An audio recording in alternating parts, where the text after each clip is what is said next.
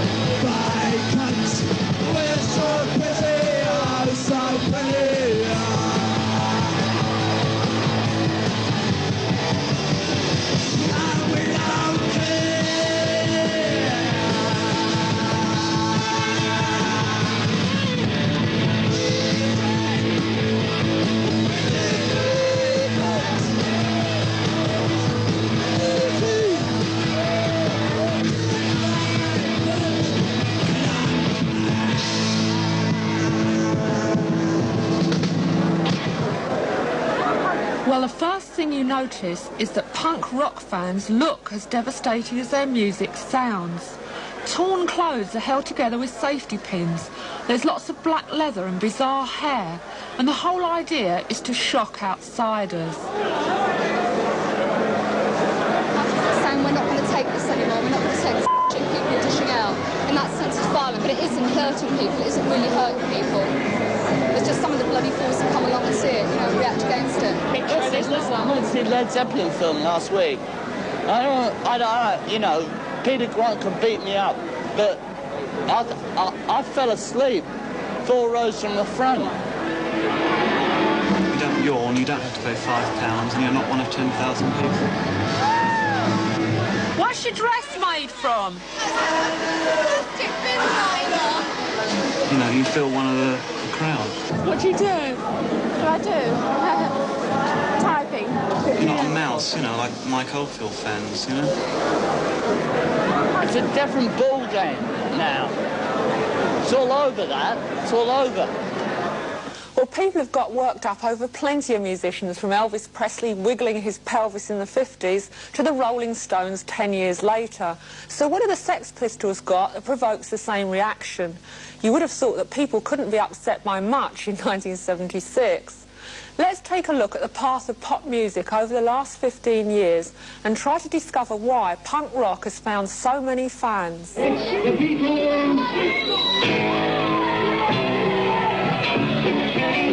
In the days of the beat boom in the early 60s, there was a feeling of great involvement with a new sort of music. These Beatle fans, filmed in the Liverpool Cavern Club when the group was still unknown, really were close to their idols. It didn't take much equipment to start your own band, or much in the way of skill. The idols of the day were reasonably easy to see in a small club and at a price which their fans could afford. At the time, many middle-aged people found bands like the Stones, the Pretty Things and so on ugly and threatening. This helped the fans identify even more strongly with their music. And some groups like The Who came from the same background and were singing about the same world their audience lived in and understood.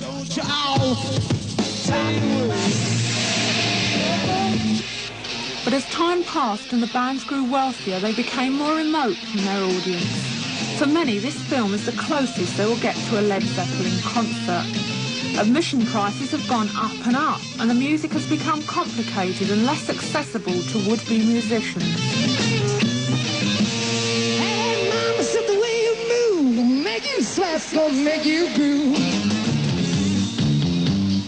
In reaction to this increasing remoteness of musicians from their fans, pub rock circuits developed in the 70s, where anyone could buy a drink and see a band.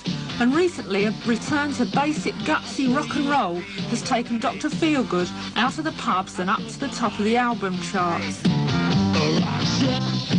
But the Feelgoods are probably the exception, because by and large, pub rock bands have never succeeded outside their pubs.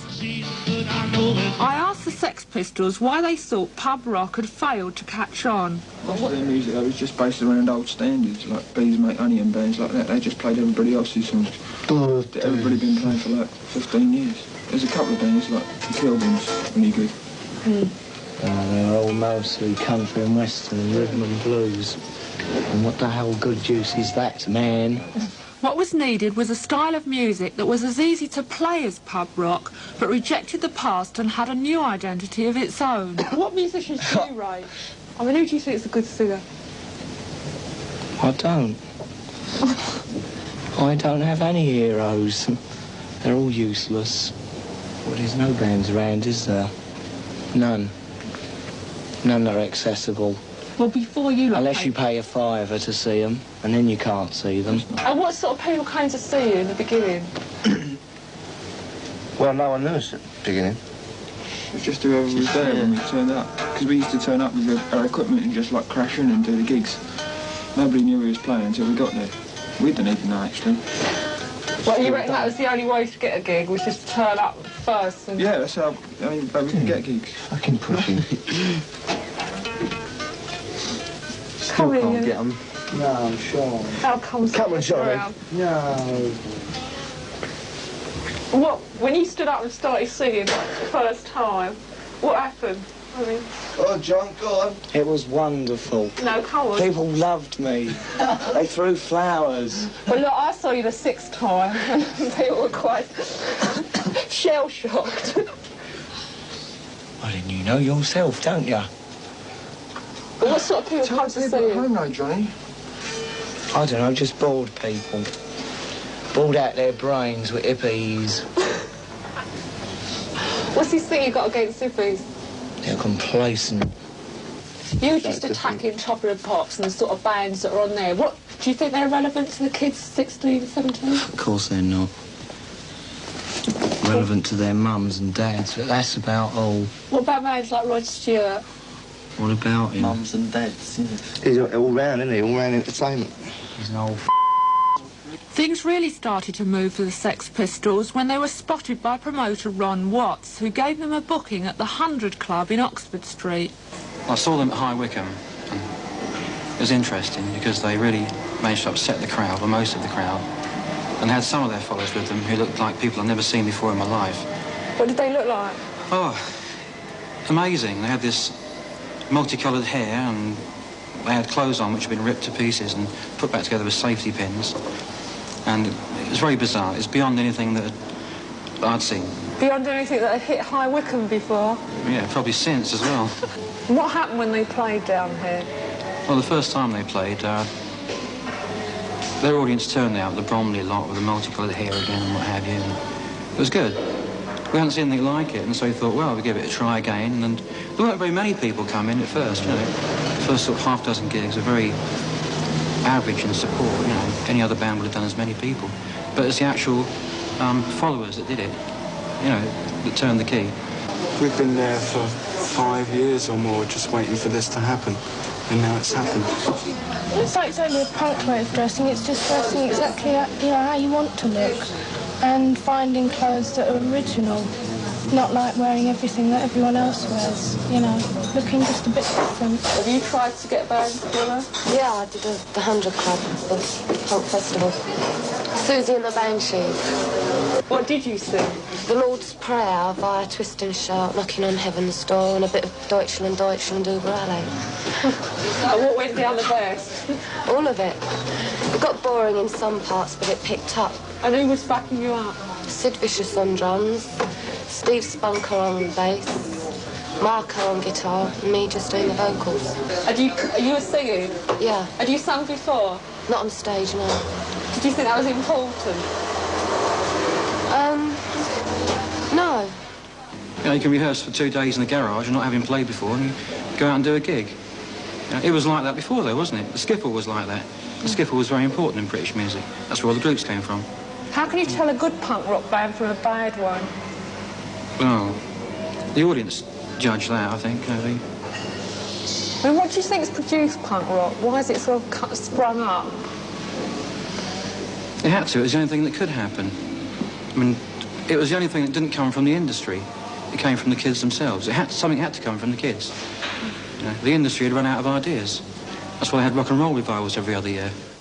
But what is it that the punk rock bands are saying that makes them a part and a reflection of their generation? We'll be back with the words of the musicians and their audiences, and, most important, more of the music itself after a break.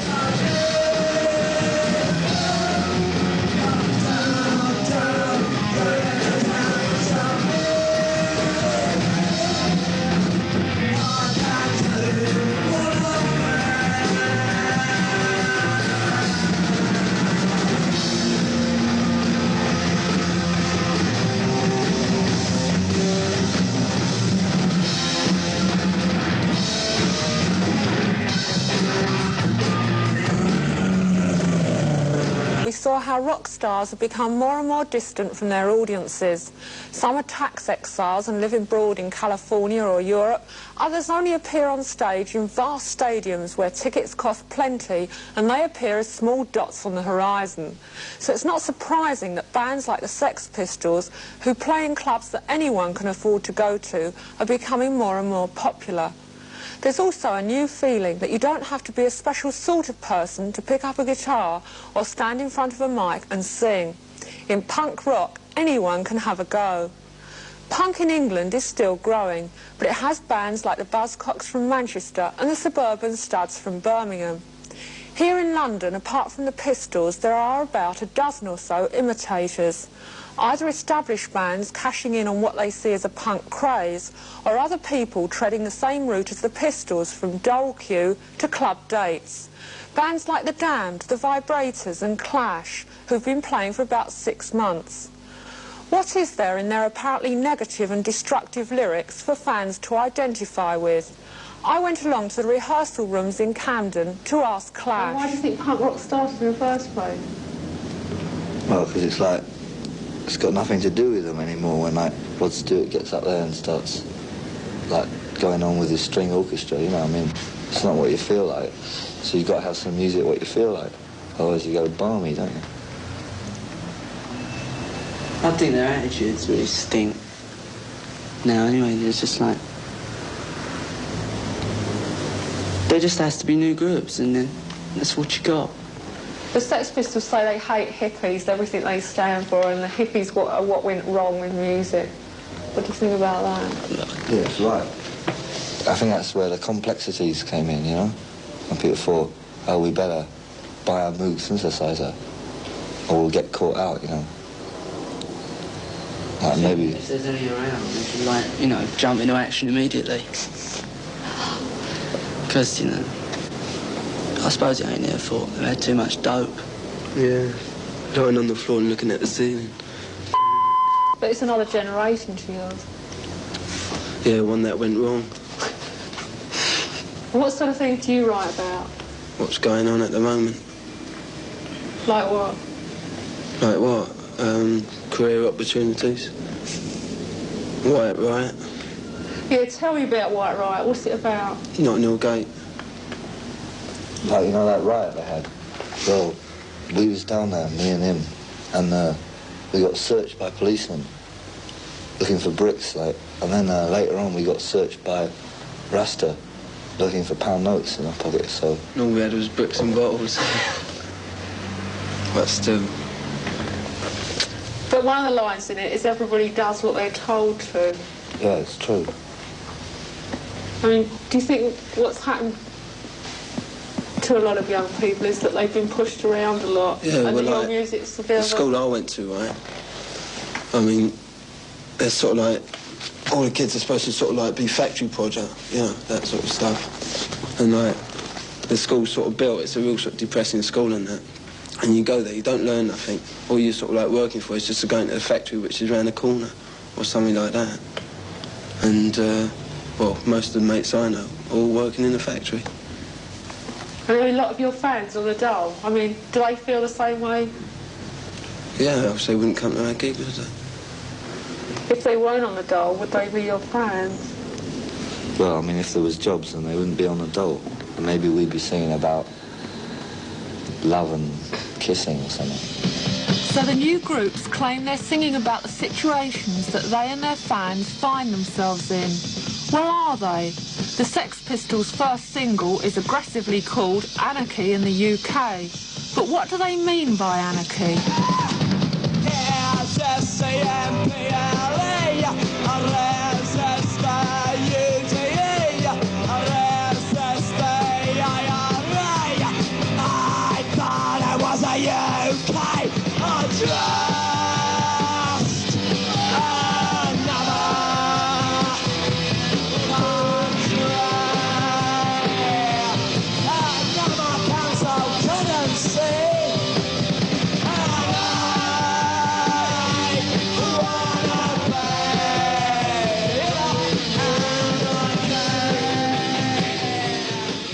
What do you mean? Do you mean you actually want to destroy them, or you want to... Wipe them out.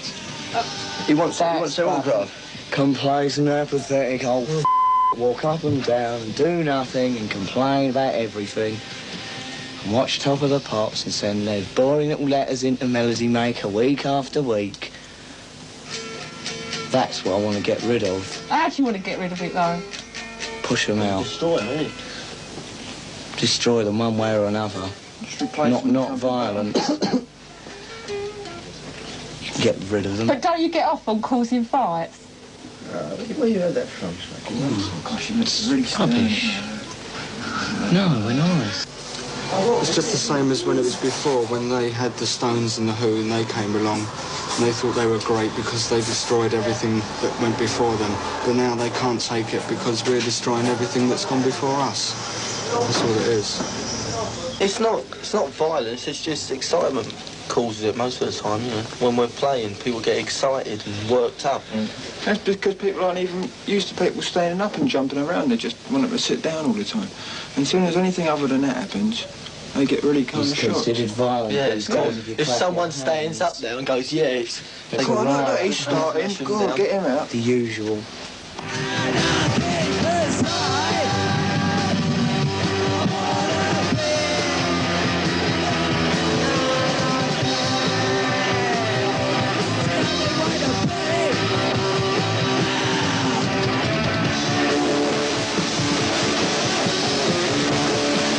The tales of violence at punk rock gigs may have been exaggerated, but they were undoubtedly based on fact.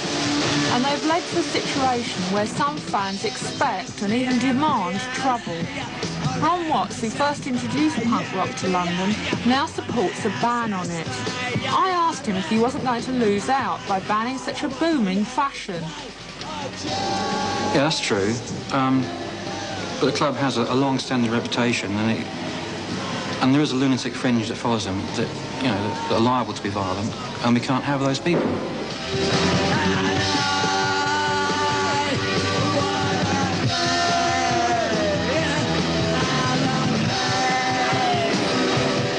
But when the hysteria that always surrounds a new fashion, be it clothes or music, dies down, what's left?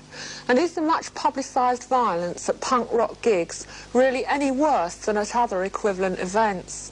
So far, the punk scene seems to have avoided the premeditated confrontations of the Teddy Boys and of the Mods and Rockers.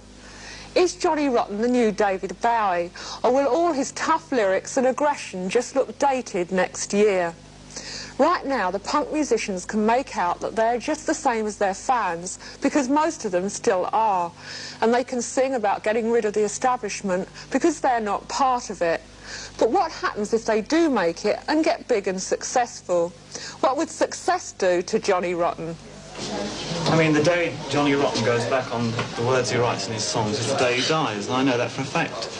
So it's a ridiculous question to ask. You know, they're just very, very committed. They're in this band because they're committed. They formed it. It's the reason they're the whole founders of the new scene in music, because they thought, we're bored with what's happening, we're going to do something. That's why they are the best band in it, because they're the originators. Don't accept the old order. Get rid of it. What do you think about bands like the Stones? I don't. I don't even consider them a band. They're more like a business. What a business. Yeah, but surely by making a record, you're on the way to get out. becoming part of the system. No. Not if you don't let yourself. But supposing your record's a success, Yeah. I mean, which there are big chance it will be. Oh, And okay, everyone. Supposing you make a lot of money, how are you going to be different from the Stones? I don't need a Rolls Royce. I don't need a house in the country. I don't need to live in the south of France. I'm happy as I am, and I'm going to carry on. Finsbury Park with these bands. Don't live in Finsbury Park.